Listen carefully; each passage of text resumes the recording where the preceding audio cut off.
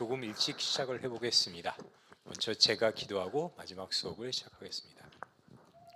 언제나 우리 아버지 되시고 은혜로우신 우리 하나님 안에 우리가 있고 우리가 하나님 안에 늘 거하고 있음을 우리의 수업을 통하여 느끼게 되는 놀라운 기적을 우리에게 허락하여 주시옵소서. 힘들고 어려운 시간에 하나님의 능력을 힘입어 모든 걸 지혜롭게 잘 극복하게 하시고 이 어려움이 모두 지나간 다음에 하나님께서 우리를 위하여 준비하신 놀라운 기적과 또 놀라운 축복들이 기다리고 있음을 다시 한번 믿게 되는 이 시간이 될 수 있도록 주께서 은혜 베풀어 주시옵소서. 예수님의 이름으로 기도하였습니다. 아멘. 자, 우리는 성경 해석론에 대해서 배우고 있었습니다.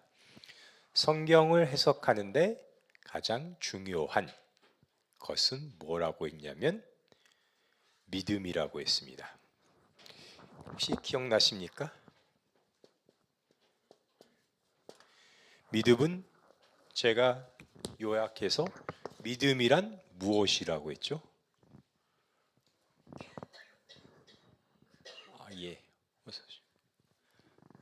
믿음이란 하나님을 알고 나를 알고 하나님과 나와의 관계를 알고 하나님이 나를 낳으신 이유와 또 나를 어떻게 만들어 가신다는 목적을 아는 것. 그것이 믿음이라면 이 믿음은 우리가 믿어서 구원을 받는 유일한 방법이라고 우리는 배웠습니다. 예수 그리스도를 믿는 믿음이란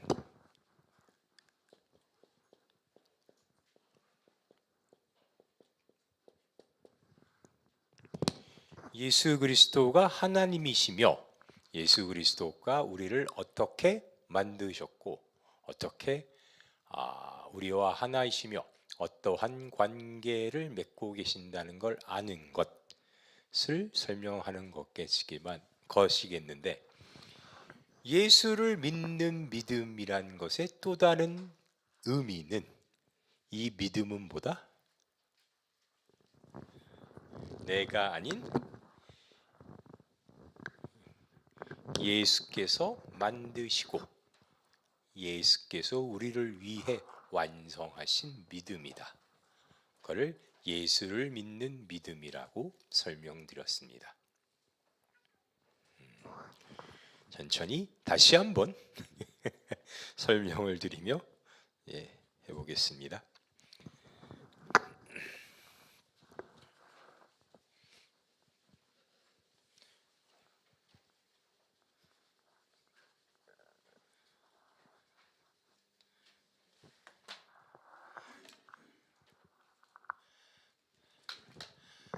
우리가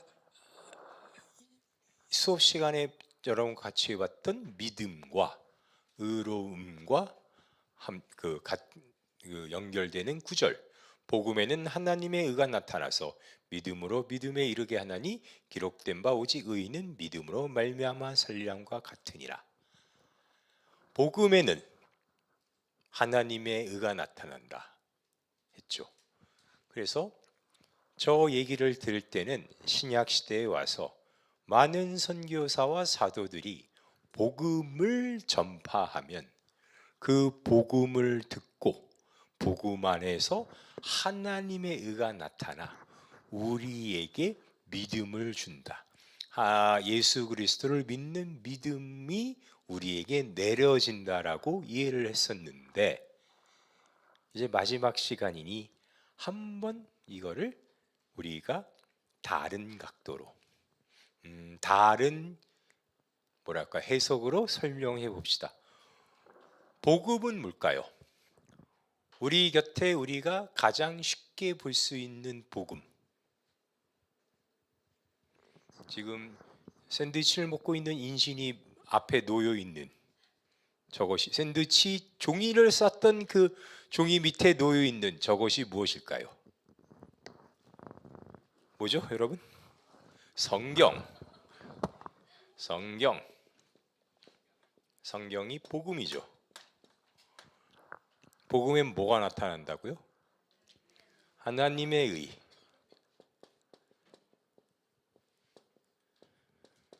성경에 나타난 하나님의 의가 뭡니까?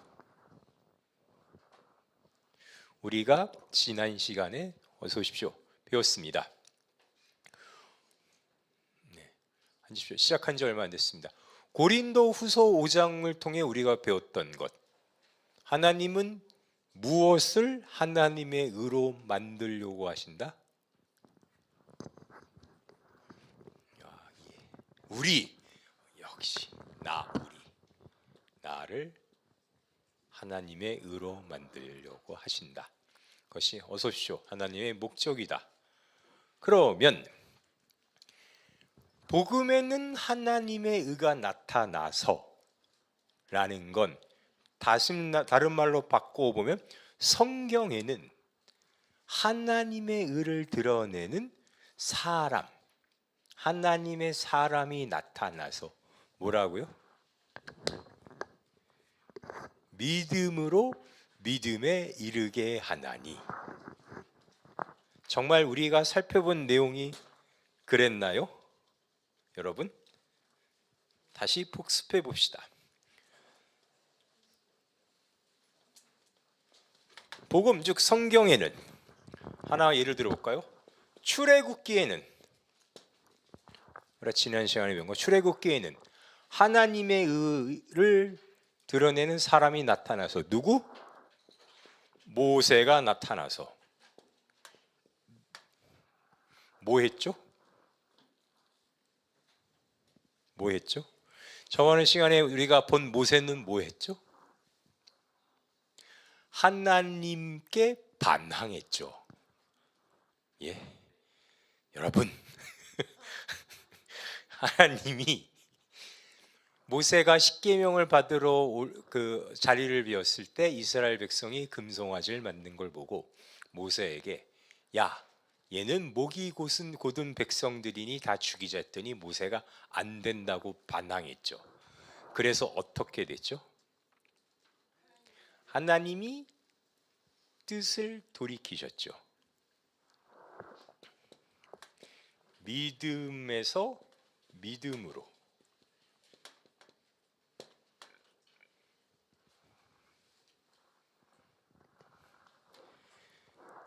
이게 실현된 것. 모세에게는 믿음이 있어서 그 믿음으로 믿음에 이르렀다는 걸 보여줬는데, 모세의 믿음의 근거 중에 하나는 뭐였다? 이 또한 역시 뭐였다? 모세가 뭘 근거를 들어 하나님한테 이스라엘을 죽이면 안 된다 했죠? 선조에게 한 약속, 아브라함, 이삭, 야곱에 한 약속. 모세는 그 약속을 어떻게 알았다? 하나님이 들려줘서. 하나님이 뭘 들려줘서? 창세기, 즉 성경, 또 다른 복음을 들려줘서.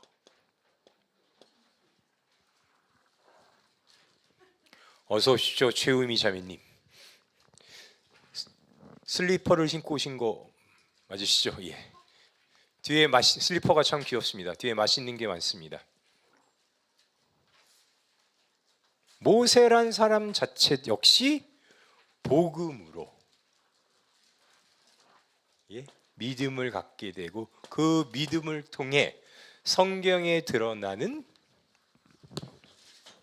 하나님의 의가 되었다.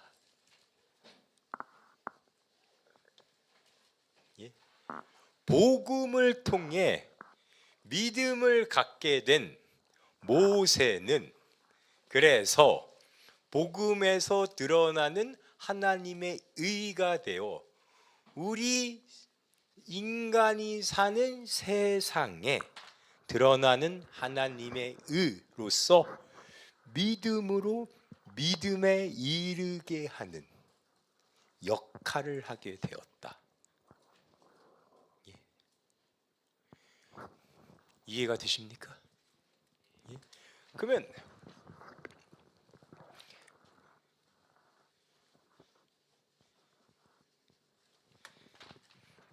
요한복음 1장을 가봅시다.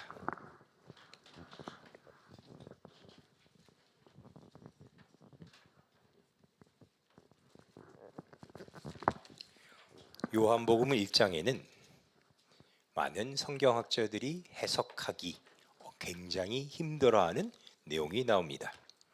요한복음 1장 1절 태초에 말씀이 계시니라 이 말씀이 하나님과 함께 계셨으니 이 말씀은 곧 하나님이시니라 그가 태초에 하나님과 함께 계셨고 만물이 그로 말미암아 지은 바 되었으니 지은 것이 하나도 그가 없이 된 것이 없느니라 그 안에 생명이 있었으니 이 생명은 사람들의 빛이라 빛이 어둠에 비추되 어둠이 깨닫지 못하더라. 자, 1장 1절 태초에 말씀이 계시니라 이 말씀이 하나님과 함께 계셨으니 이 말씀은 곧 하나님이시니라. 이 말씀이 뭘까요? 예수님. 또 예. 여러분이 누가 하나님의 말씀 띵동 해서 나갔더니 하나님의 말씀을 전하러 왔습니다 라고 무서운 사람이 서 있는데 그 사람 손에는 뭐가 들려있다?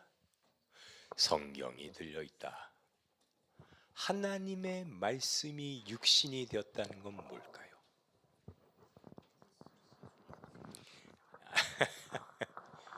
여러분 제가 방금 전까지 열심히 모세 얘기를 하고 복음에는 하나님의 의가 나타나서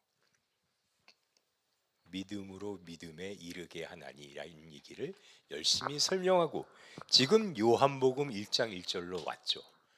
제가 왜 그랬을까요?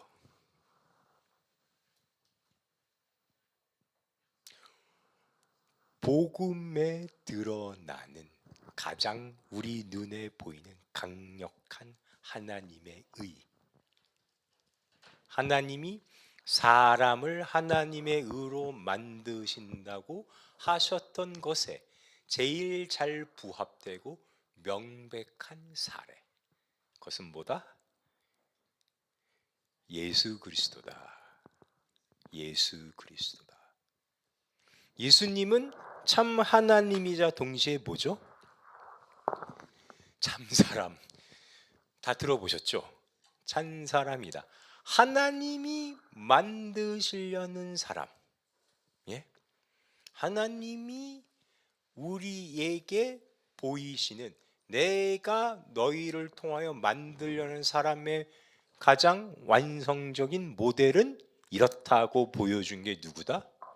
예수 그리스도다.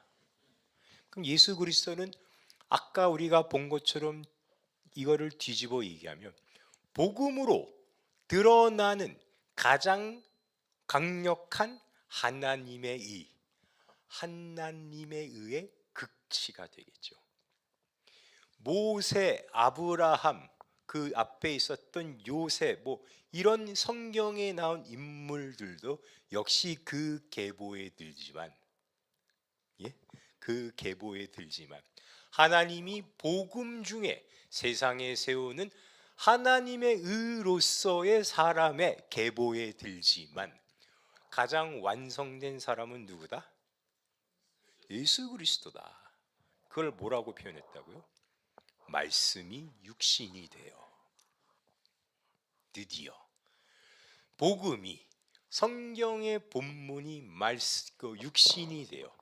육신이 되었다는 것은 신학적으로 조직신학적으로 여러 가지 의미를 내포하지만 여기서는 우리에게 드러나는 것은 우리 눈에 보이게 되었다. 그래서 그렇게 드러나게 된 하나님의 의는 그 다음에 뭐를 이룬다? 믿음으로 믿음에 이르게 된다. 제가 무슨 말을 하려는지 아시겠습니까? 그냥 열심히 공중에 성경의 문장을 외워서 마치 불경 외우듯, 주문 외우듯, 옛날 어렸을 때 드라큘라를 만나면은 드라큘라를 무찌르기 위해 요한복음을 외우듯이 그렇게 외우면 갑자기 하나님의 의로움이 빵 하고 나타나서 이슬람 믿고 불교 믿고 미신 믿던 사람들이 갑자기 예수 그리스도를 영접하고 그런 일이 벌어지는 게 아니라, 사실은 그게 아니라 뭐를 통해서 그게 일어나냐면 하나님의 의란 사람, 하나님이 세상에 세우시는 사람, 그게 모세였고 구약에선 아브라함이었고 요셉이었는데, 그걸 완성해서 이제 신약에 우리에게 드러나는 이는 누구였다? 예수 그리스도였다. 그래서 마태복음 1장에 가서 예수 그리스도의 계보라라고 하는 것은 죄인으로 죽고 이제 의인으로 거듭난 예수 그리스도를 새 아담으로 삼고 태어나게 될 실인류의 계보지만, 동시에 왜 처음에 예수 그리스도가 아닌 나중에 온 예수 그리스도를 예수 그리스도의 계보라고 하면, 다시 설명드리지만 예수 그리스도가 새로운 아담이기도 하지만 예수 그리스도를 통하여 세상에 하나님의 의로 드러나게 될 사람들의 계보라는 뜻입니다. 그래서 예배소서에, 우리가 봤던 예배소서에 보면 하나님이 창조하실 때부터 어떤 걸 목적하셨다 하시죠? 예수 그리스도 안에 모든 걸 통일되게 하려 하셨다. 예수 그리스도 안에 모든 걸 통일되게 하려 하셨다라는 말은 우리 모두를 예수 그리스도의 본과 같이 하나님의 의로 세우려고 하셨다. 언제부터? 창세부터. 여러분, 질문. 우리는 언제 천국 가는 것이 확정되었을까요? 집사님, 구원의 확신이 있으십니까? 저는 이런 질문 안 할 줄 알았죠. 구원의 확신이 있으십니까? 네. 오늘 죽는다 하더라도 내일에 눈을 뜨면은 천국에서 눈을 뜰 것을 믿으십니까? 예. 그럼 왜 여기 와 계세요? 어차피 천국, 어떻게 지금부터 무슨 짓을 해도 천국에 갈 거고, 어떠한 나쁜 짓을 해도 지옥에 안 갈 텐데 굳이 이 시간에 고생하려고, 고생도 사소할 것도 아닌데 이렇게 어려운 걸음을 하셔서 왜 제 강의를 듣고 계시나요? 네. 여러분, 우리에게 구원은 창세전에 하나님의 선택함, 택정함으로 이루어지고, 이제부터 그의 구원의 약속은 절대로 변경되지 않는다면, 좀 과격한 표현을 인용해 보겠습니다. 루터가 실제로 한 말입니다. 내가 지금으로부터 앞으로 얼마나 많은 살인을 저지를지라도 나에게 약속된 천국은 취소되지 않는다 라고 했는데, 그럼 뭐 왜 교회 생활하고 신앙생활하고 왜 착하게 사나요? 무슨 짓을 해도 천국을 갈 수 있는데, 마음대로 뭐 성경의 가르침이나 교회의 규칙 같은 건 어기고 마음대로 개판으로 살아도 되는 걸까요? 된다, 안 된다? 왜 안 된다? 네, 그걸 우리 잘 버무려서 그럴싸하게 말을 만들어 봅시다. 왜 안 된다? 지금까지 열심히 하나님의 의에 대한 설명을 해놓고 이런 질문을 하면 잘 이렇게 말이 안 나오시죠. 하나님이 우리를 창조하셨을 때 하나님이 우리를 두고 목적하신 건 천국이 아니니까. 하나님이 우리에게 두신 목적은 하나님의 의가 되는 거니까. 하나님의 의라는 건 뭘까요, 여러분? 네, 그러면 네?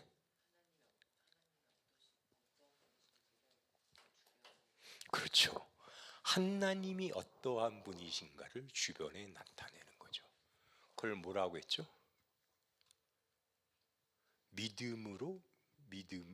믿음에 이르게 한다. 우리가 믿음이 뭔지를 배웠죠. 우리가 얘기가 계속 반복되죠. 그러니까 여러분, 언젠가는 외우셔서 제가 물어볼 때 짜증나는 표정으로 바로바로 대답하셔야 됩니다. 믿음이 뭐라고요?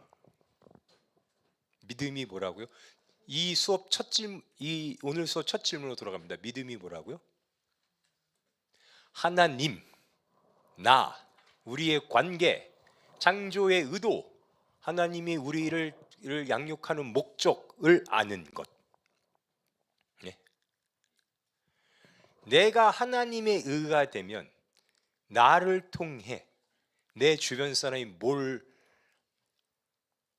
얻게 된다고요? 제가 손가락으로 가리키면 네, 믿음.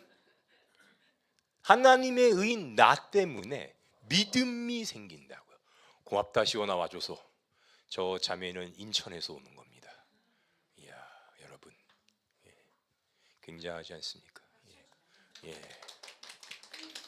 여러분 반성하셔야 됩니다. 남포에서 자란 애들은 저러지 않아요.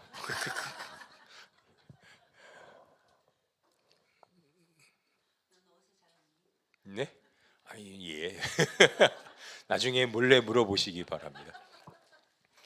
우리가 하나님의 의가 됐을 때 우리를 통해 우리 주변 세상에게 믿음이 생긴다고요.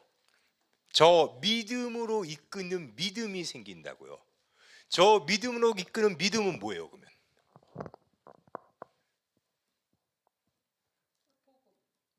그러니까요. 그게 뭐예요? 하나님 믿습니다요.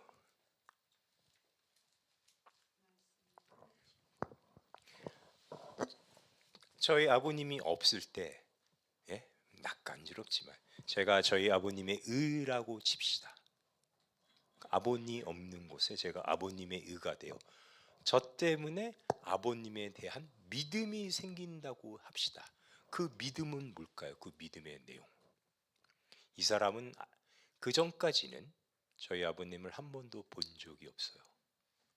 제가 아버님의 의가 되었기 때문에 저를 통해서 믿음이 생겼다면 그 믿음의 내용은 뭘까요? 그렇죠. 그러니까 잘 생각해 보시면 제가 한 설명에 다 답이 있어요. 믿음은 뭐다?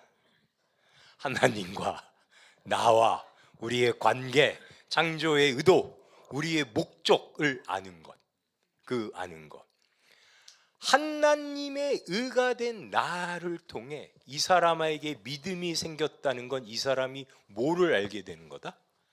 하나님이 어떤 분이고 우리가 어떤 존재고 우리가 하나님과 어떤 관계고 하나님이 우리를 왜 만드셨으며 우리를 앞으로 어떻게 만들어 가신다는 걸 이 사람이 알게 되는 것.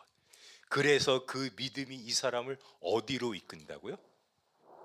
믿음으로. 어떤 믿음? 전 나중에 자발적 믿음. 그렇죠. 이야기가 이렇게 길게 연결돼요.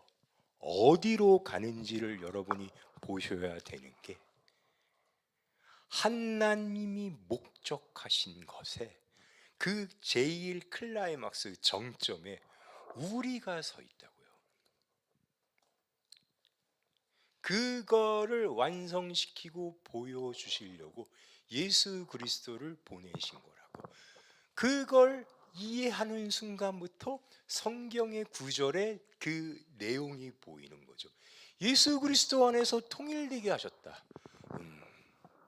그래, 앞으로 예수님이 짜장면 먹으면 나도 짜장면 먹고, 예수님이 맨투맨 티를 입으면 나도 맨투맨 티를 입나 보다의 통일이 아니라 예수 그리스도를 세워 그 계보에 드는 모든 사람은 하나도 빠짐없이 하나님이 반드시 하나님의 의로 만든다.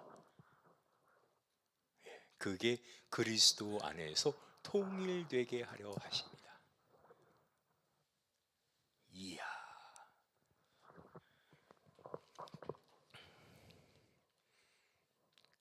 근데 여기에 다음과 같은 여기 빨갛고 가렵겠다. 엄마가 약 발라줄게. 엄마도 여기 빨갛다. 엄마는 내가 약 발라줄게.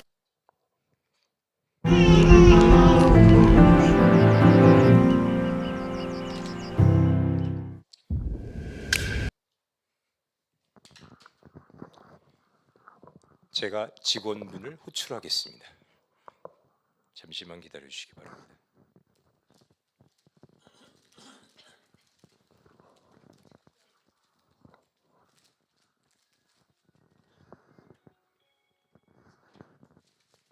네. 서울에 와서 영상 좀 플레이해다오.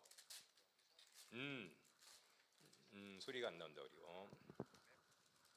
제가 직원한테 이렇게 반말하는 이유는 이 직원이 과거에 저의 청년이었기 때문입니다. 이 드라마 보신 분, 나의 아저씨, 안 보신 분 있으면 꼭 보시기 바랍니다.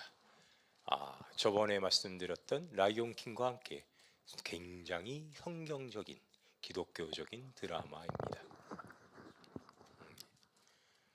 잠깐 직원이 오기 전에 이 드라마를 설명드리자면 왔네요.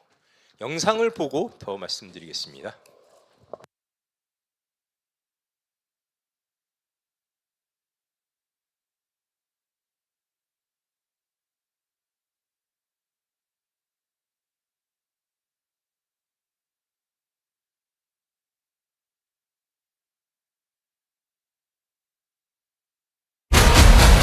국민들과 국내 신앙을 향하는 대한민국입니다.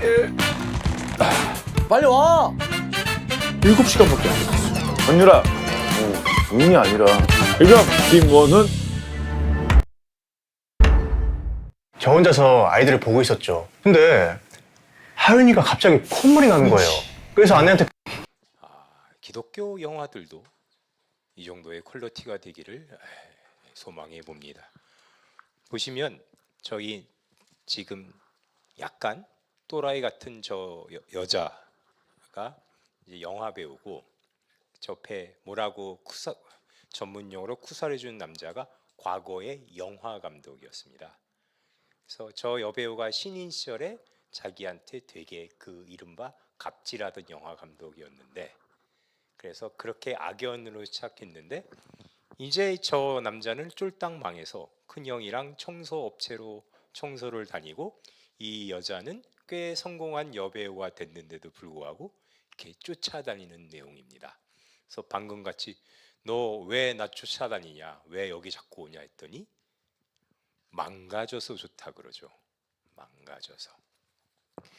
그게 무슨 뜻일까를 가지고 여러분 한번 생각해 봅시다. 제가 갑자기 믿음 얘기하다가 왜 망가진 이야기를 할까요?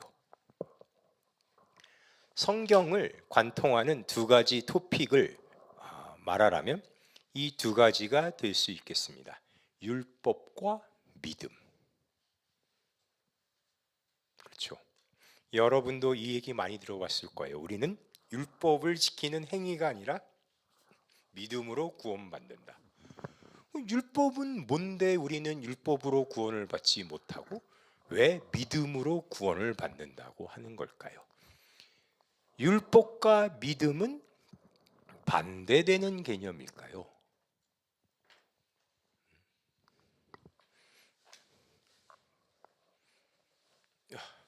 자, 저 초등학교 때 이런 농담, 이런 우스갯소리가 유행했었습니다. 코끼리를 냉장고에 넣는 세 가지 방법, 세 가지 세 단계 방법 기억나시는 분? 냉장고 문을 연다. 그 다음에 코끼리를 넣는다. 그 다음에 코끼리를 닫는다. 그렇게 됩니까? 안 됩니까? 안 되죠. 왜 안 돼요? 안 들어가니까. 이게 크니까. 코끼리를 넣는 그 세 가지 방법, 냉장고 문을 연다, 코끼리를 넣는다, 문을 닫는다는 사실 현실에서는 불가능합니다. 왜요? 안 맞으니까. 들어갈 수가 없으니까. 사이즈가 코끼리가 더 크니까. 율법을 지켜서 우리가 의로움을 얻는 것은 방법이 적혀 있지만 사실은 안 된다고요. 왜 안 됩니까?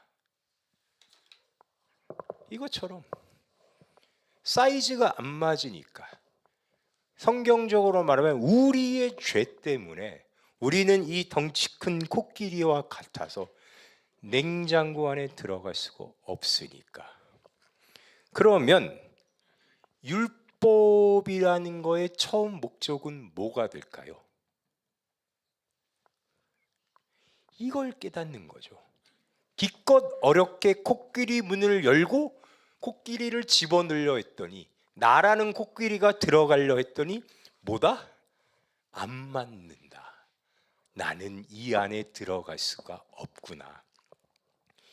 이게 없으면, 이 방법을 우리가 듣지 않았다면 이 사실을 모르는 거죠. 무슨 사실? 무슨 사실? 내가 사실은 들어갈 수 없다. 코끼리는 냉장고에 들어갈 수 없다. 그것을 깨닫는 게 율법의 처음 목적입니다. 다시 생각해 볼까요?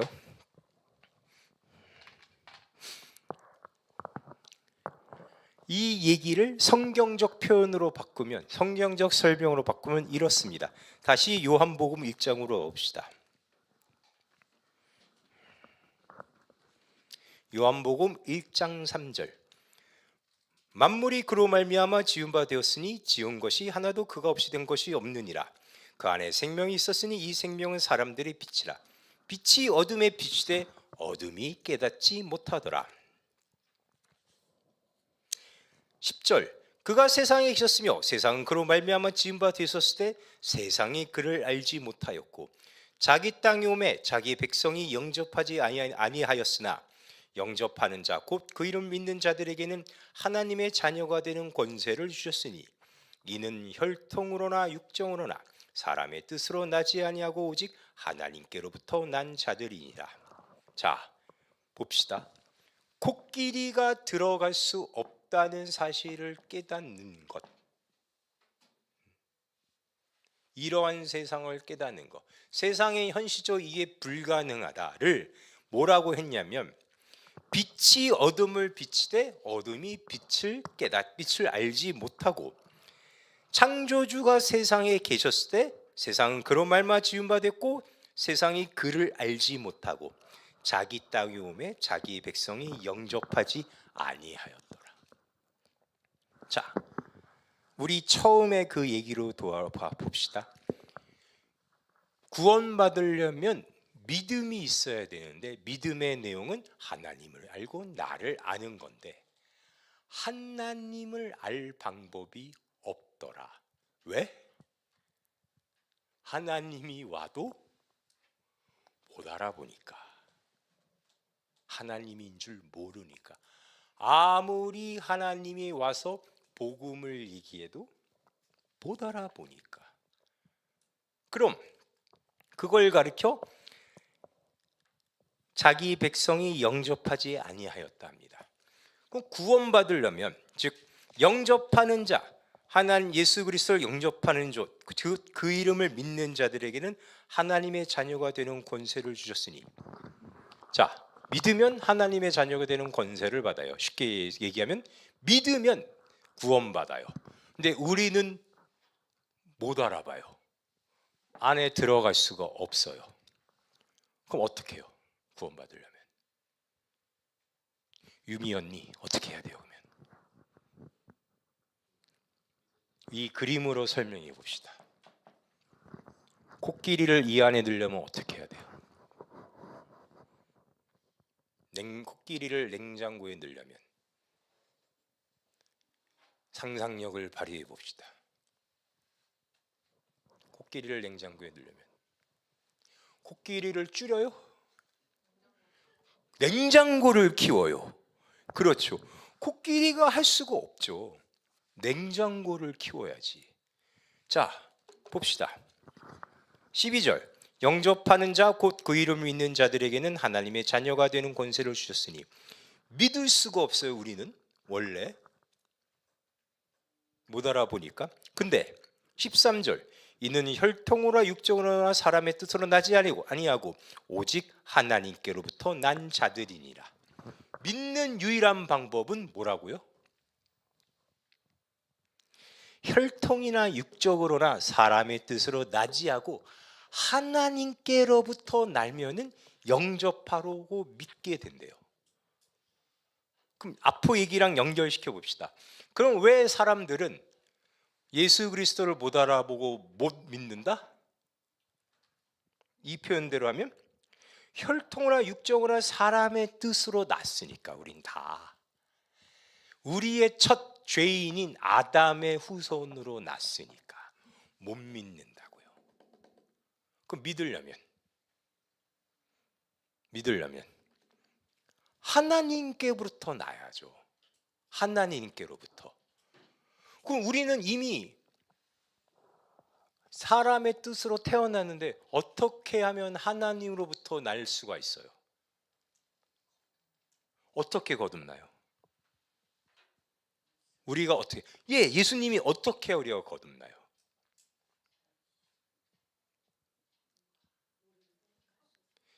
예수님이 다 하시면서 십자가를 지셔야죠. 십자가를 지셔서 사람의 뜻으로 태어난 인류를 데리고 죽으신 다음에 예수님이 다시 부활하셔서 우리가 예수님을 따라 하나님으로부터 난 자가 돼야죠. 무슨 말이냐면 아까 설명한 냉장고를 키우는 것처럼 우리가 예수 그리스도를 믿으려면 예수께서 우리를 거듭나게 하셔서, 자 봅시다.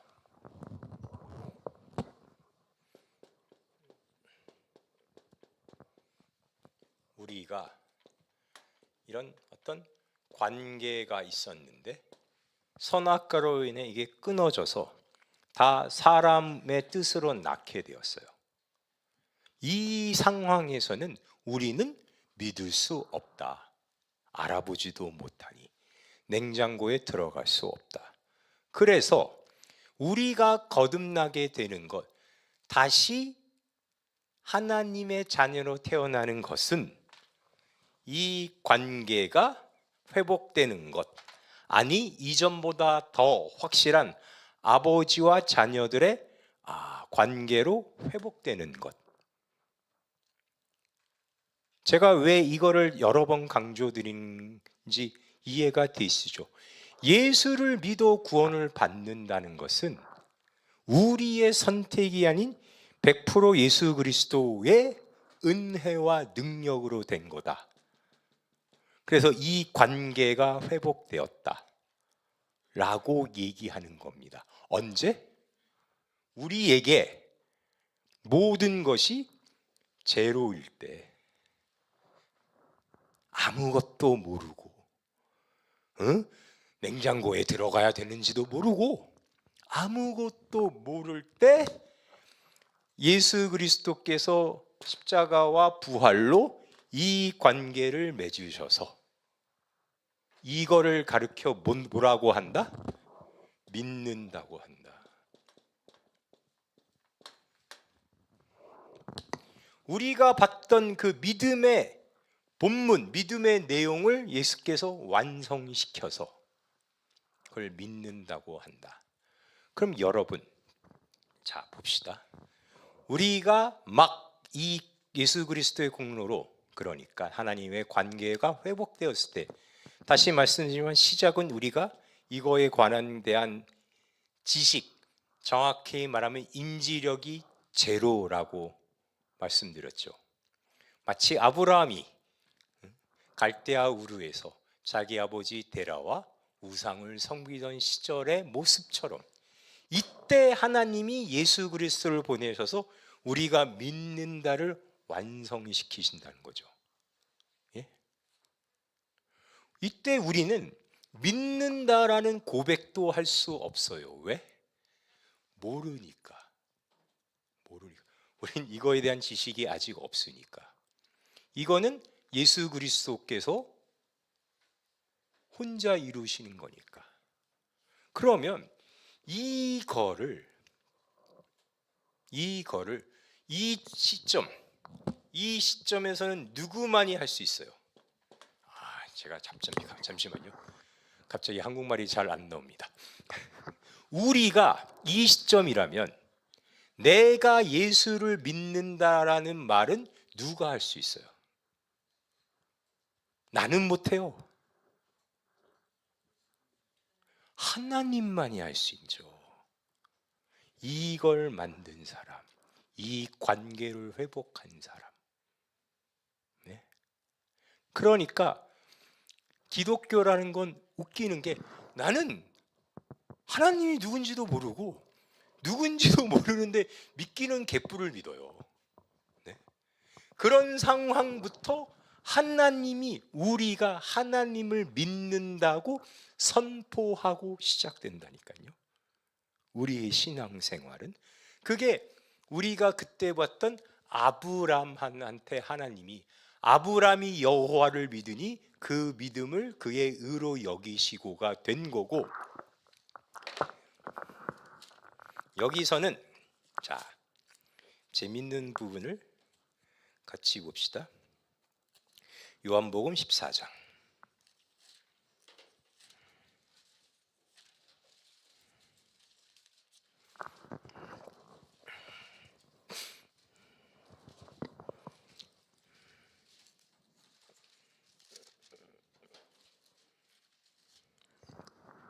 요한복음 14장 1절에 보면 너희는 마음에 근심하지 말라 하나님을 믿으니 또 나를 믿으라.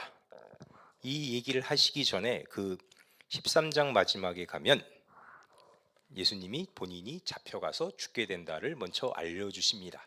그 얘기를 하니 제자들이 근심하니까 이렇게 얘기하시는 거죠. 너희는 마음에 근심하지 말라 하나님을 믿으니 또 나를 믿으라. 내 아버지 집에 거할 곳이 많도다. 그렇지 않으면 너희에게 일렀으리라. 내가 너희를 위하여 거처를 예비하러 가노니 가서 너희를 위하여 거처를 예비하면 내가 다시 와서 너희를 내게로 영접하여 나 있는 곳에 너희도 있게 하리라. 내가 어디로 가는지 그 길을 너희가 아느니라. 도마가 이르되 주여 주께서 어디로 가시는지 우리가 알지 못하거늘 그 길을 어찌 알겠사옵니까? 예수께서 이르시되 내가 곧 길이요 진리요 생명이니 나로 말미암지 않고는 아버지께로 올 자가 없느니라. 자, 예수님이 어디로 간다 하시죠? 본인이 어느 길로 간다? 아버지께로 간다. 너희의 거처를 마련하러. 그리고 뭐라 하시죠? 너희는 내가 가는 길을 안다 모른다? 안다. 안다 하는데 도마가 뭐라 하죠? 모른다. 내가 그거 어떻게 아냐? 난 모른다. 알아요? 몰라요? 몰라요. 네? 알아요. 그 다음을 봅시다. 7절 너희가 나를 알았더라면 내 아버지도 알았으리로다. 이제부터 너희가 그를 알았고 또 보았느니라. 빌립이 이르되 주여 아버지를 우리에게 보여주옵소서. 그리하면 족하겠나이다. 예수께서 이르시되 빌립아 내가 이렇게 오래 너와 함께 있을 때 내가 나를 알지 못하느냐? 나를 본 자는 아버지를 보았거늘 어찌하여 아버지를 보이라 하느냐? 예수님이 너희가 내 아버지 하나님을 너희가 알았고 또 보았다. 왜? 나를 보았고 나와 함께 있었으니까. 그랬더니 빌립이 주여 아버지를 우리에게 보여주옵소서. 봤어요? 안 봤어요? 못 봤죠. 본인이 못 봤다고 얘기하죠. 안다고 얘기해요? 모른다고 그래요? 그럼 질문, 예수님이 지금 단체로 우리에게 사기치려다 지금 걸리신 겁니까? 예? 서로 합이 안 맞아 예수님은 사기치려 그러는데 제자놈들이 멍청해서 예수님이 무슨 말 하신지 모르고 속마음을 말하는 바람에 이 거대한 사기가 뽀록 난 걸까요? 왜 이런 일이 벌어지는 걸까요? 요한복음 16장에 가면 이 제자를 놓고 예수 그리스도께서 하나님께 기도합니다. 기도할 때 뭐라고 하시냐면, 아버지요, 이들은 아버지께서 나를 보내신 것을 알았고 세상을 택하지 않고 나를 믿었나이다 라고 하세요. 봤죠? 14장에서 믿어요, 안 믿어요? 우리 눈엔 방금 말씀하셨잖아요. 안 믿죠. 봐도 모르죠. 본인들 입으로 얘기하잖아요. 우리 안 맞는데요? 우리 아버지 안 맞는데요? 아버지 보여주세요. 우리 그 길로 어디 가는지 모르는데요? 우리가 그거 어떻게 알아요? 근데 왜 예수님이 안다 그러고 보았다 그러고 믿는다고 할까요? 이게 우리의 믿음의 본질이니까. 우리가 아니라 하나님이 하나부터 열까지 다 하셔 맺는 관계로서 시작되는 거니까, 이 관계가 시작되었다, 이 관계가 우리에게 이제 생겨났다를 가리켜 믿음이라고 하니까, 아까 설명드린 것처럼, 그래서 이 시작되는 상태에서는 이거를 이루신 하나님은 이것만 아는 게 아니라 하나님의 하나님 되심을 걸고 우리를 하나님의 의로 만들어 가셔서 결국 우리가 자발적으로 하나님을 믿는 대로 이끌어 가실 걸 아시니까.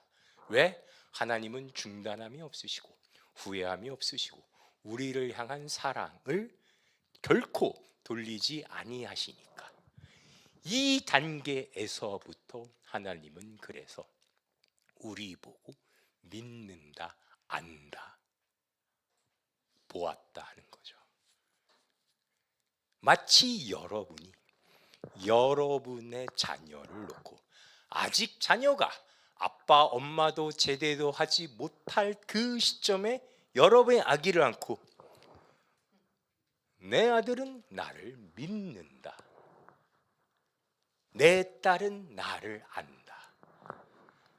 아직 ABCD 1, 2, 3, 4도 모르는데 내 딸은 나를 안다, 내 아들은 나를 보았다라고 하는 거죠. 왜요? 내가 낳았으니까. 내가 낳았으니까. 나는 내 자녀를 사랑하는 것을 멈추지 않을 거니까.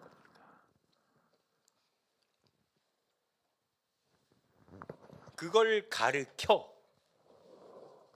성경은 우리가 하나님을 믿는다, 우리가 예수님을 믿는다 라고 하는 겁니다. 그래서 그 시각으로 보면 다음과 같은 깨달음을 알게 돼요. 세상은 그래서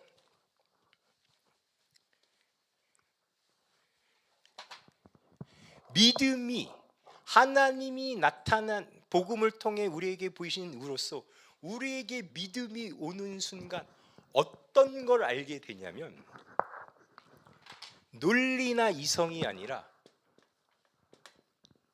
초월을 알게 됩니다. 초월이 뭔가요? 생각해 봅시다. 초월이 뭔가요?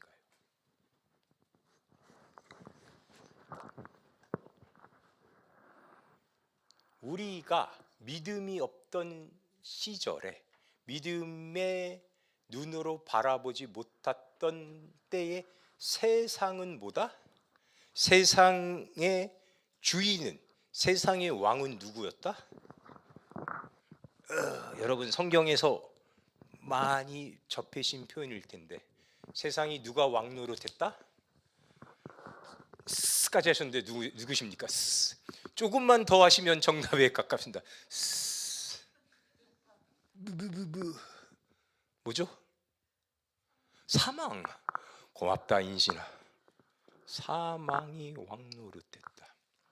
사망이 왕 노릇했던 것은 뭘 뜻하냐면 이 세상에서는 예를 들어 고난이란 뭐다? 고난은 실패다. 실패를 의미한다. 사망이 왕 노릇한 세상에서는 못생기고 뚱뚱하고 탈모가 오면 뭐다? 예? 그 사람 말은 믿으면 안 된다. 저건 망한 거다. 그 사람이 하라는 대로 하면 안 된다. 그런데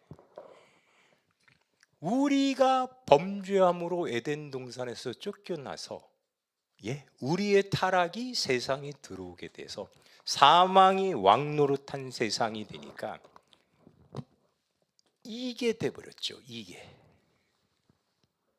이런 세상이 돼버렸죠.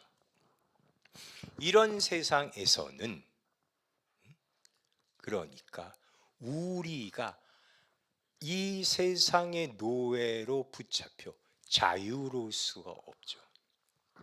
자유도 설명드려야 되는데 잠시만요. 그래서 예수님이 뭘 하시냐면 처음부터 초월로 오시죠. 세상의 법칙을 초월하여 동정녀의 몸에서 잉태되시죠. 세상의 법칙을 넘어서. 그리고 십자가에 달려서 부활하시죠.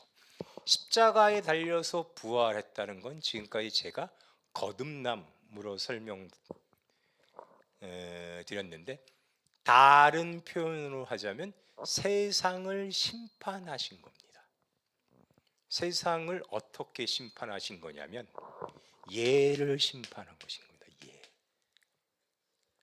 세상의 왕노릇하던 사망이 정죄 받았어요. 그럼 어떤 일이 벌어질까요? 유미 언니, 그럼 어떤 일이 벌어질까요?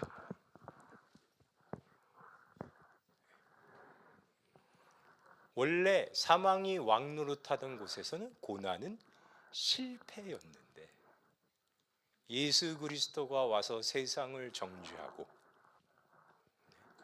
초월로서 세상을 뒤집어 놨더니 고난은 무엇이 되었다? 명예, 사랑, 또 진리. 하나님이 창조주가 그를 믿는 자들, 즉 그를 사랑하는 자들에게 하는 표현이 웃기죠. 신적 행위가 되었다.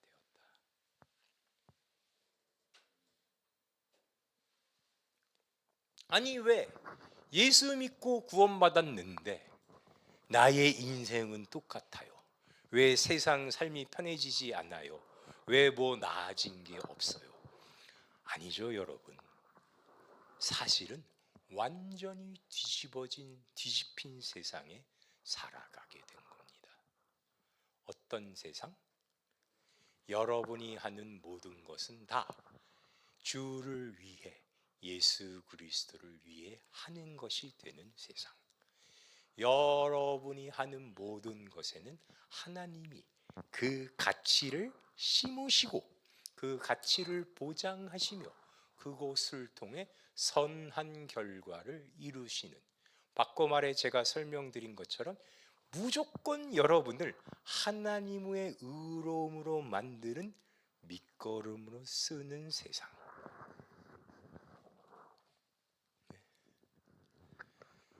하나님이 그렇게 만드신 세상에 사는 곳에는 시온아, 세상 사람이 외모나 어떤 재력이나 그 어떤 권세로 우리를 깔볼 수 있어도 그게 사실이 될 수 없는 세상. 우리의 기억을 되짚어보면 그런 세상을 드디어 보게 되고 맛봤던 야곱의 행위, 제가 여러 번 반복해서 말씀드렸던 가나안에서 빌어먹으려고 내려 애굽으로 온 거지족 할아버지가 눈도 잘 안 보이는데 세상에서 제일 부자인 바로를 축복하는 세상, 이집트의 힘으로 겨우 죽음을 면하고 편하게 여생을 보낸 주제에 죽을 때 야곱은 요셉에게 뭘 약속시키죠? 내가 죽으면 어디다 물어달라? 가나안의 내 선조들의 무덤에 묻어달라. 왜요? 나는 여기에 속한 사람이 아니다. 가나안에 속한 사람이다. 아니, 가나안은 뻑하면 기근이 들어 도망 나오는 동네고, 이 애굽은 늘 풍요롭고, 네? 늘 재화가 넘치며, 아니 성경에서 여러 번 잘난 척 겁나다가 맨날 먹을 거 없으면 애굽으로 도망쳐 오는 주제에, 예? 왜 애굽이 아니고 가나안에 묻어달라 했을까요? 그걸 오늘 배운 표현으로 바꿉시다. 영어 선생님 혹시 계신 분, 여기서 영어를 난 가르쳐 본 적이 있다. 다행히 없으신 줄 알고 자신 있게 말하겠습니다. 야곱의 말은 영어로 옮기자면 이렇게 되는 거죠. I don't belong here.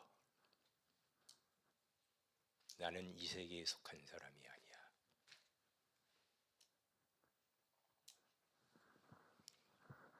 그래서 여러분, 출애굽 때 하나님이 모세에게 명령하기를 모든 애굽의 것을, 특히 아교, 이스트를 두고 가게 하시죠.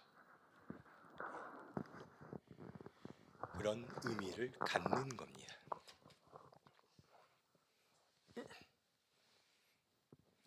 그래서 다시 한번 강조드리지만 이 믿음이란 건 언제나 이 본문을 가지게 되는 겁니다. 그래서 여러분이 앞으로 성경을 읽으실 때는 앞뒤 내용을 자르고 거기 있는 것만 보실 게 아니라 이 내용, 이 믿음, 이 믿음의 눈으로 성경을 보셔야 그 내용이 이해가 되는 겁니다. 아까 봤처럼 아브라함이 여호와를 믿으니 그 믿음을 그의 여기로 여기시고, 우리가 본 것처럼 요한복음에서 예수 그리스도가 본인을, 예수님이 어디로 가는지 모른다 하고 예수님이 나를 본 거면 아버지를 본 거라고 얘기하시는데, 말이 떨어지자마자 정말 뻔뻔하게 아버지를 보여주세요 하는 애들에게 너희는 나를 알고 아버지를 보았고 내가 어디로 가는지 안다 라고 하신 거죠. 예수님이 요한복음을 통하면서 이 세상에 오셔서 뭘 했는지 이제 아시겠죠. 본인을 알아보지 못하는 세상 사람들을 껴안고 이 세상 전부를 안고 하나님께 기도하며 외친 겁니다. 아버지, 얘네는 나를 보고 믿고 알고 나를 택했습니다. 본인은 그들에게 의해 십자가에 못 박히면서 얘네들은 나를 믿는다라고 하신 거라고요. 그래서 현실적으로 여러분, 재미있는 사실은 물론 신앙의 고백이 우리의 교회 생활에서 중요한 의미를 갖지만 성경이 얘기하는 진정한 믿음,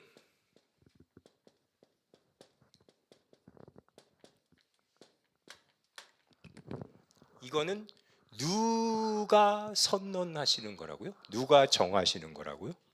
하나님이. 그래서 여러분 주변에 아니야, 나 하나님 안 믿어, 예수 안 믿어, 나는 그거 너무 이상한 것 같아, 나는 알라 믿을래, 아니야 나는 차라리 부처가 난 것 같아. 잘 봐봐, 마음이 좋고 착한 사람한테 부처 같다 그러지만 예수 같다 그러진 않잖아. 난 아무래도 불교가 좋은 것 같아. 그래도 그 사람은 그러면 예수를 믿는다 안 믿는다? 예수를 믿는다 안 믿는다?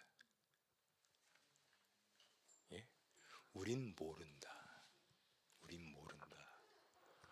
하나님이 예수를 통해 그를 거듭나게 하셨다면 본인이 입으로 아니야 나는 안 믿어라고 100만 번 외쳐봤자 안 믿을 수 없다. 믿음이 부정되지 않는다. 거부할 수 없는 기독교에 이런 뜻이 있는 거죠.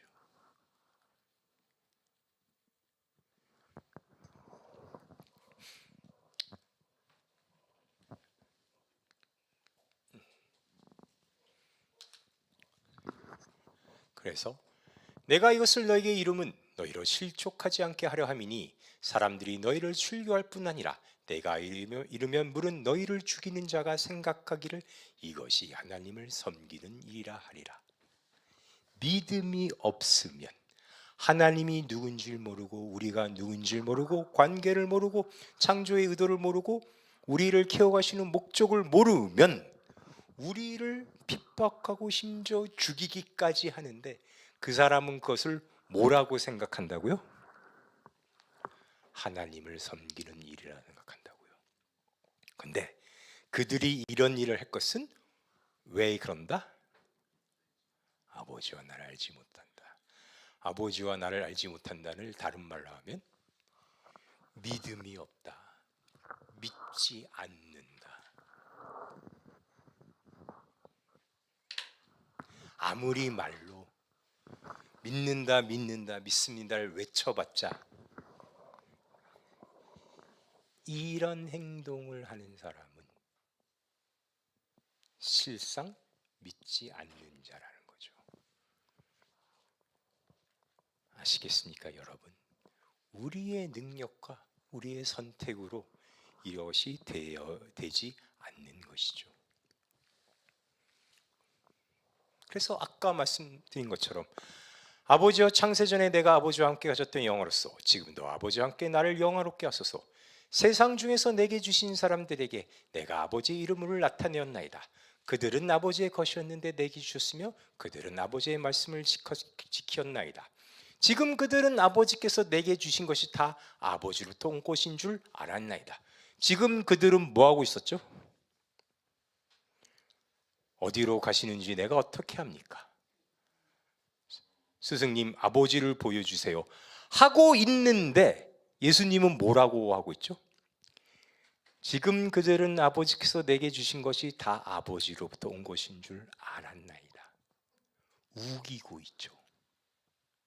사기치시는 건가요? 왜 사기가 아닌지 아시겠습니까?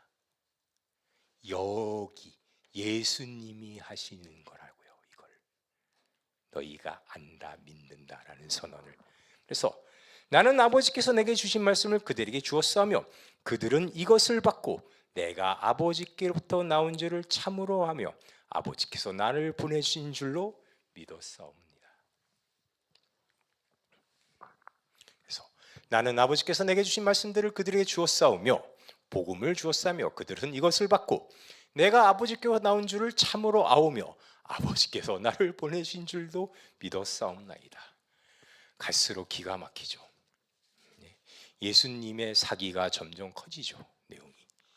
아버지여 아버지께서 내 안에 내가 아버지 안에 있는 것들이 그들 것 같이 그들도 다 하나가 되어 우리 안에 있게 하사 세상으로 아버지께서 나를 보내신 것을 믿게 하옵소서. 그들이 다 하나가 되어 우리 안에 있게 되면 우리와 그들의 관계가 회복되어 그들이 아버지를 알고 나를 알고 그들이 누군지를 알게 돼서 그들이 우리를 믿는다라고 할 수 있는 그 관계가 되면 어떤 일이 벌어지냐면 세상으로 아버지께서 나를 보내신 것을 믿게 된다고요. 위에서는 제자들 이야기를 하다가 제자들이 그렇게 믿는다고 선언하셔서 나와 그런 관계를 맺게 되었다고 하니까 그를 통해 어떤 일이 벌어지냐면 세상이 알게 된다고요. 복음에는 하나님의 의가 나타나서 믿음으로 믿음에 이르게 하나니,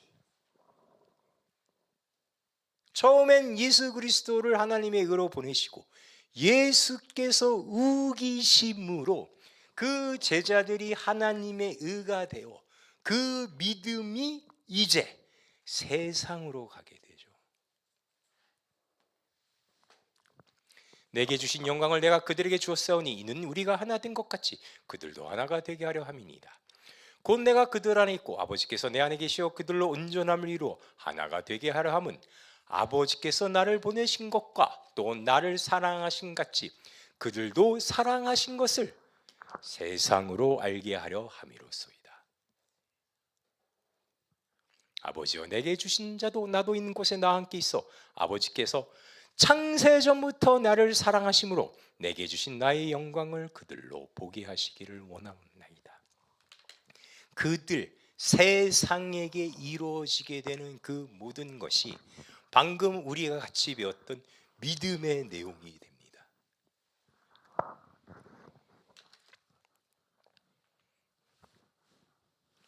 그래서 여러분, 우리는 늘 언제나 거기서 이런 생각을 하게 됩니다. 왜 이렇게 잘해주지? 나는 한 것도 없고 알아보지도 못하고 심지어 저렇게 얘기할 때도 나는 전혀 못 알아들었는데 왜 그런 일이 벌어지냐면 그게 사실 하나님이 만드신 진리요 세상이니까요.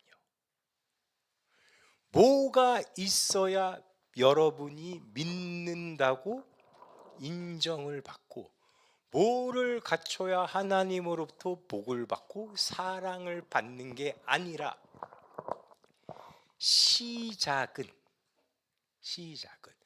이런 의로움의 결과를 이루기 위해 우리가 끊임없이 첫 시간에 말씀드린 것처럼 우리의 의를, 우리의 가치를 창조해내고 만들어내야 하는 게 아니라 모든 만물은 뭘로 시작되었다? 하나님으로부터 시작되었다. 하나님이 우리를 사랑하셔서 우리를 만드신 것으로부터 시작되었다.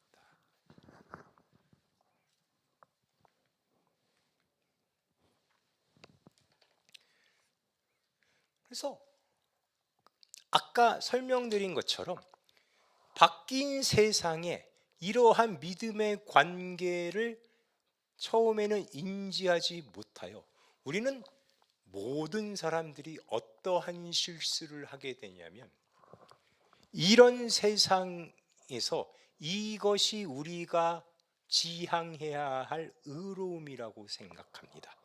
어떤 거냐면 다윗이라는 인물을 봤을 때 마치 다윗의 젊었을 시절의 이야기 같습니다. 시편 13편을 보면 다윗이 이렇게 시를 써놓았습니다. 여호와여 어느 때까지이니까 나를 영원히 잊으시나이까 주의 얼굴을 나에게서 어느 때까지 숨기시겠나이까 나의 영혼이 번민하고 졸토 마음에 근심하기를 어느 때까지 하오며 내 원수가 나를 치며 자랑하기를 어느 때까지 하리이까 여호와여 내 하나님이여 나를 생각하사 응답하시고 나의 눈을 밝히소서 두렵건대 내가 사망의 잠을 잘까 하오며 두렵건대 나의 원수가 이르기를 내가 그를 이겼다 할까 하오며 내가 흔들릴 때에 나의 대적들이 기뻐할까 하나이다. 나는 오직 주의 사랑을 의지하여 싸우니 나의 믿음은 주의 구원을 기뻐하리이다. 내가 여호와를 찬송하리니 이는 주께서 내게 은덕을 베푸심이로다. 무슨 얘기인가요?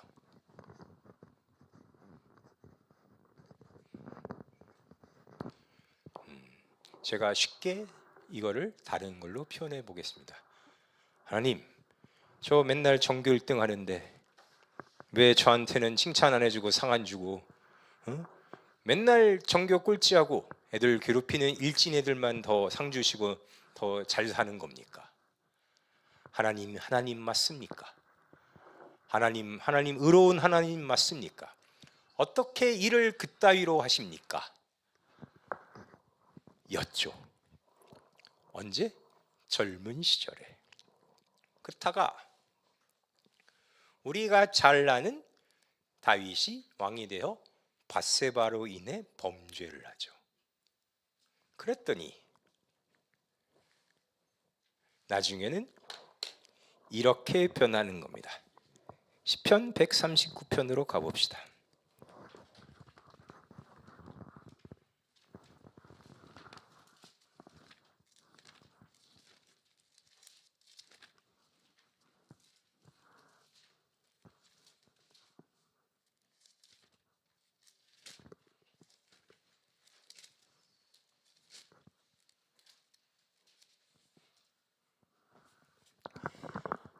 시편 139편 보십시다.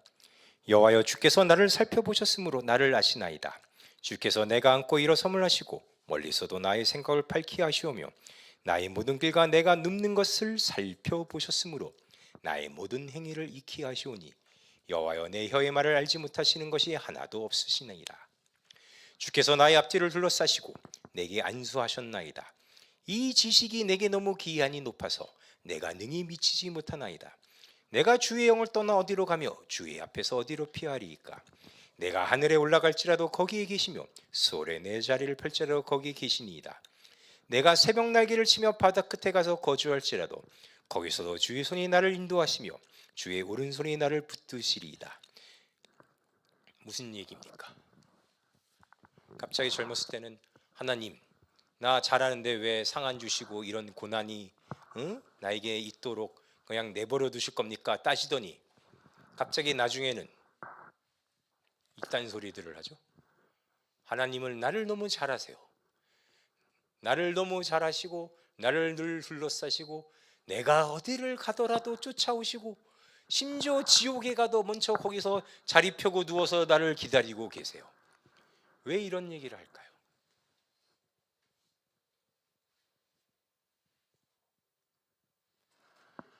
하나님이 복음에서 드러나게 하는 하나님의 의를 뭘로 하려 하였다고 우리가 봤죠?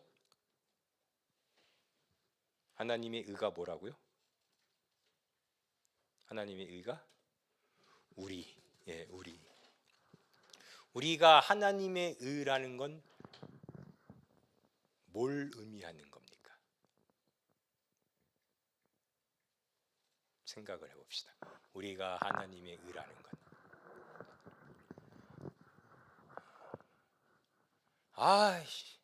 아무리 착하게 살려고 해도 너무 짜증나. 나 못하겠어요. 그리고 책상을 박차고 일어나 가방을 싸고 밖으로 뛰쳐나가면 하나님이 어떻게 하신다? 따라오신다. 원수를 사랑한 거 저 도저히 못하겠어요. 저는 저 새끼는 정말 근데 쥐어박고 말랐겠어요. 쥐어박으러 가면 거기에 하나님이 어떻게 하신다? 먼저 거기서 기다리고 계신다. 내가 쥐어박을 때 어떻게 하신다? 쥐어박으려고 할 때 갑자기 원수가 나를 보면서 혹시 잔돈으로 1,000원짜리 있어? 세 장만. 세 장을 빌려주고야 만다.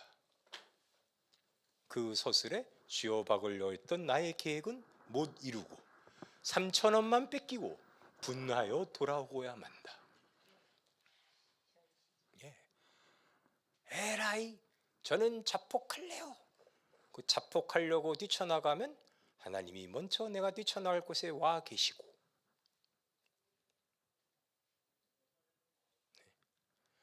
도저히 하나님 때문에 짜증나서 골방에 숨어 있으면 하나님이 문 열고 빼꼼히 들여다보신다.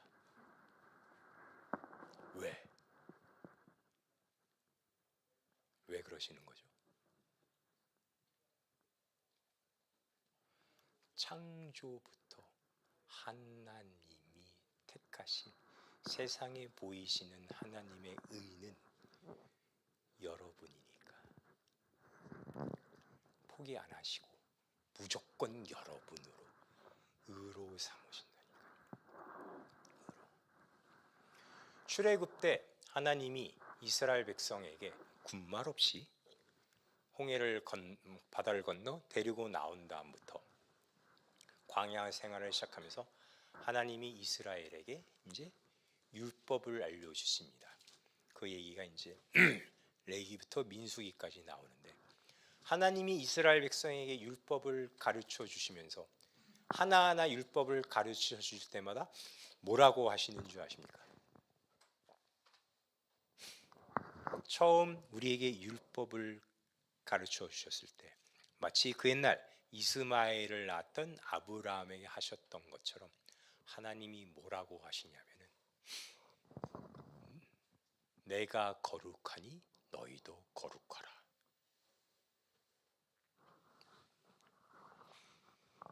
하나님이 거룩한데 왜 우리가 거룩해야 돼요? 네? 그게 하나님의 은니까. 다시 말하면 하나님은 집요하시고 단념을 모르시니까.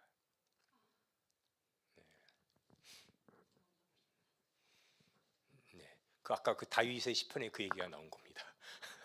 도망가도 쫓아오신다는 거죠. 예.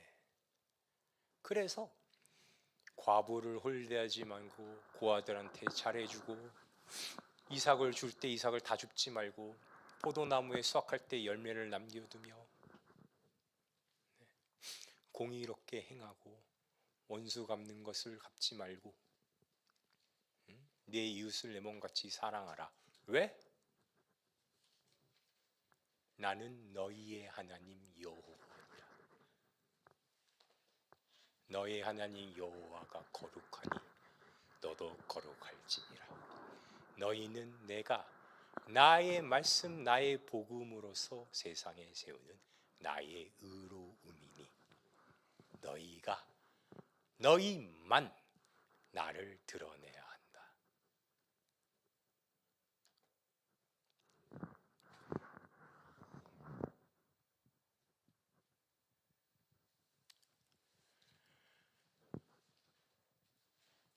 그래서 여러분, 세상에 참 많은 여러 종교가 있고 신앙이 있는데 기독교만큼 괴로운 게 없습니다. 왜 우리의 신앙생활이 괴로운 줄 아십니까? 하나님은 타협을 안 해요. 여러분에게 잠시 휴식은 주실 수 있으시지만 단념이 아닙니다. 방금 본 것처럼 그걸 깨달은 다윗이 저렇게 써놓고 다른 시편에서는 뭐라고 하냐면, 하나님이 기뻐하시는 것은 제사가 아니다. 하나님이 원하시는 건 상한 심령이다. 상한 심령, 그 시편에서 상한 심령은 뭘까요? 누굴까요? 다윗이 누구라고 얘기하는 걸까요? 하나님은 나를 원하시더라. 언제나. 내가 목동이건 왕이건 죄인이건 의인이건 잘나가건 못 나가건 하나님은 늘 나를 찾고 나를 원하시고 나를 또 거룩하게 하셔서 이 세상에 세우시는 본인의 의로 삼으려고 하시더라.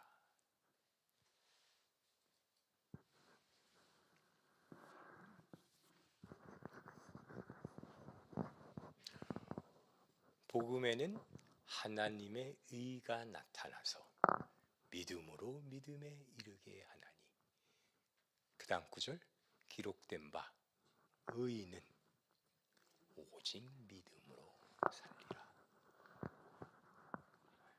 그 얘기를 다시 풀어보면, 하나님은 여러분 아니면 안 되신다고요. 여러분이 내시는 헌금이나 다른 신앙적 노력이나 다른 걸로 때우고 도망가거나 어딜 피하거나 가는 걸 용납하지 아니하시고 오늘 이 시대에 이 사회에 하나님이 세우시는 의는 여러분이다. 제가 대신 해드릴 수 없고 훌륭하신 목사님이나 이제는 작고하신 마더 테레사나 그런 사람들이 다 어떻게 그걸로 대신 할 수가 없습니다. 하나님은 오직 여러분만을 원하십니다. 성경을 읽으실 때 그 사실, 그 믿음을 늘 기억하시기 바랍니다. 여러분이 성경에 만나는 많은 인물들이 그렇게 믿음을 얻었고 그렇게 하나님은 그들의 믿음을 키워갔으며 궁극적으로 그들은 그들의 자발성으로 나는 하나님을 알고 내가 누군지 알고 내가 왜 창조되었으며 내가 어디로 가는지를 알았노라 라고 한 거죠. 예전 하나님의 열심이란 책에서 제가 아직 초등학생일 때 이런 구절을 봤던 기억이 납니다. 아까 제가 설명드렸던 야곱이 바로를 축복하는 장면에서 원로 목사님이 그것을 뭐라고 해석했냐면 이 세상에 나보다 더 하나님을 잘 아는 사람은 없다. 왜? 내가 제일 문제아였고 내가 제일 나쁜 놈이었으니까. 그거를 다른 말로 표현하자면 나보다 더 믿음이 좋은 사람이 없다. 왜 야곱은 재수없게 지 믿음이 제일 강하다고 제일 좋다고 말한 걸까요? 본인의 의로움, 본인의 공로가 아니니까. 하나님이 얼마나 나를 세게 늘 붙드셨고 찾으셨는가를 그렇게 표현한 겁니다. 여기 계신 여러분 모두 지금 그러실 수도 있고 앞으로 다 그 자리로 가실 겁니다. 여러분의 인생을 통하여 여러분이 세상에 그렇게 외칠 겁니다. 나보다 더 하나님을 잘 아는 사람은 없다. 박사학위가 몇 개쯤 되시는데요. 그딴 건 없고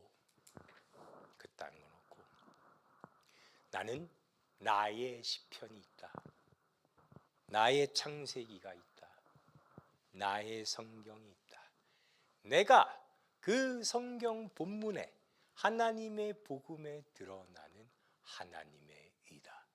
아니 얼마나 훌륭하고 죄 없는 인생을 살아오셨는데요.